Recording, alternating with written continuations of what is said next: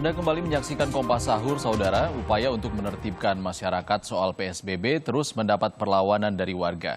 Di kota Cirebon, Jawa Barat, para pedagang mengamuk saat petugas menutup tempat usahanya karena bukan bagian dari usaha kebutuhan pokok di tengah penerapan PSBB. Hah? Dengan uang kecil saya mau coba peruntungan hidup. Tidak mau kalian keluarkan buat kami. Hah? Mau kalian keluarkan buat kami? Apa? 10 hari kami. Mohon dengan sangat. Kami sudah sepakat, bukan melockdown, bukan, tetapi pembatasan sosial. Apapun bentuknya saya rasakan, Bapak Ibu juga merasakan. Melaksanakan tugas kami, laksanakan hidup, Pak. Sama, Kami melaksanakan hidup, Pak. sama. Kami mencari hidup. Silakan. Dapat anak saya cuma 10.000 dicari setiap hari. Silakan. Sekarang kami diberhentikan secara 2 minggu. Sampai batas waktu yang tidak ditentukan. Gimana caranya ini memberikan informasi yang tidak jelas? Atau sampai batas waktu kami masih belum ditentukan? Maksudnya apa? Ini uang kami yang sedikit pun dimodalin. Pedagang ini marah saat petugas Satpol PP melakukan penerapan pembatasan sosial berskala besar. Ia tak terima lokasi tempat berjualan miliknya ditutup sementara selama 2 pekan sebagai upaya pencegahan penyebaran virus corona. Pedagang mengaku tetap membuka toko untuk memenuhi kebutuhan hidup sehari-hari. Mulai hari ini pemerintah Kota Cirebon bersama TNI Polri kian gencar menutup toko yang tidak masuk dalam 8 usaha pengecualian selama PSBB berlangsung. Petugas kemudian menyisir seluruh lokasi untuk memastikan toko yang masih buka segera ditutup. Kepala Satpol PP Kota Cirebon, Andi Armawan mempertegas bahwa PSBB berlaku di seluruh Provinsi Jawa Barat, tak terkecuali Cirebon. Pemerintah kota juga telah melakukan sosialisasi sebelum tanggal 6 Mei.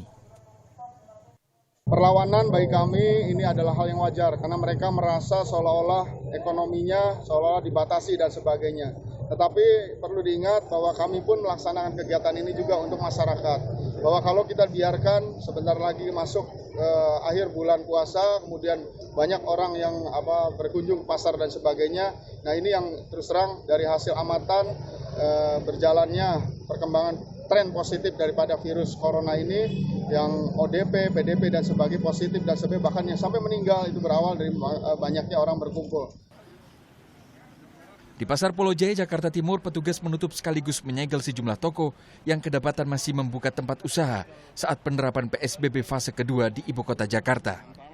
Upaya penyegelan dan penutupan paksa dilakukan setelah beberapa kali dilakukan sosialisasi dan imbauan kepada para pedagang agar tidak berjualan. Petugas berharap agar langkah penyegelan ini dapat membuat pedagang jera dan menutup toko untuk sementara selama PSBB berlangsung. Rencananya patroli seperti ini akan terus dilakukan setiap hari hingga masyarakat mematuhi aturan PSBB. Jadi sanksi itu kan bertahap. Ketika orang belum diberikan peringatan, diperingati, tertulis.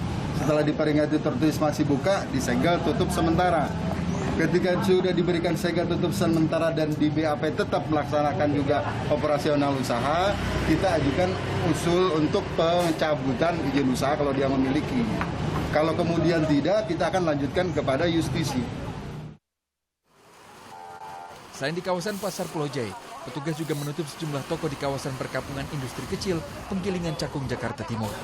Bahkan sejumlah barang dagangan milik PKL yang berada di pinggir jalan diangkut oleh petugas. Satpol PP DKI Jakarta mengancam akan mencabut izin usaha apabila pedagang masih nekat membuka toko yang telah disegel.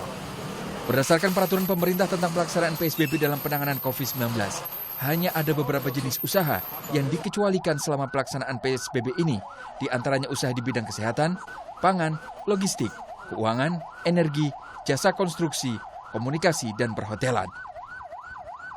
Tim Liputan, Kompas TV.